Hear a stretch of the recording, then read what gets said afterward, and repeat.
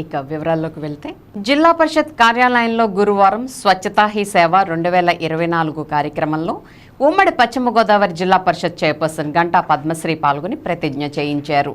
ఈ సందర్భంగా ZP chairperson మాట్లాడుతూ మనతో పాటు ఇల్లు, గ్రామాలు, జిల్లాలు, రాష్ట్రాల పరిశుభ్రత కోసం కొంత సమయం కేటాయించాలని, అలా చేసినప్పుడే గ్రామం నుంచి రాష్ట్రం వరకు పరిశుభ్ర ఆంధ్రప్రదేశ్ను సాధించగలవారమని, అందుకు అందరూ ముందడుగు వేసి ఆంధ్రప్రదేశ్ రాష్ట్రాన్ని భారతదేశంలో మొదటి స్థానంలో ఉండేలా కృషి చేయాలని పేర్కొన్నారు.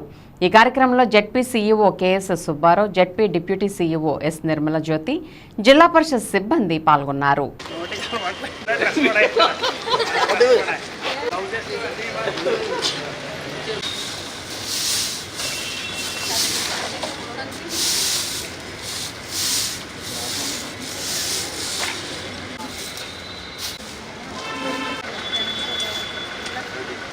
ఇది అక్టోబర్ 2వ తారీఖున గాంధీ గారు జయంతి సందర్భంగా 15 రోజుల నుంచి ముందు నుంచే కూడా మొత్తం కూడా పరిసరాలు, ఏ పరిసరాలైనా మన చుట్టూ ఉన్న పరిసరాలు, మన ప్రాంతాలు, గ్రామాలు అన్నీ కూడా పరిశుభ్రంగా ఉంచుకోవాలనే ఉద్దేశంతో ఇంత మంచి కార్యక్రమం పెట్టడం జరిగింది. మా జడ్పీలో పెట్టడం జరిగింది. దానికి మా జడ్పీ సీఈఓ గారు, డిప్యూటీ సీఈఓ గారు, మొత్తం స్టాఫ్ అందరం కూడా ఈరోజు ఇక్కడ శుభ్రం చేయడం మా జడ్పీలో చేయడం జరుగుతుంది. మా జడ్పీలోనే కాకుండా ప్రతి గ్రామంలో కూడా పంచాయతీలు కానీ గ్రామాలు కానీ పరిశుభ్రంగా ఉన్నాయో లేదో చూసుకొని అవన్నీ కూడా ఈ కార్యక్రమం ప్రతి చోట చేయాలని, విజయవంతం చేయాలని కోరుకుంటున్నాను.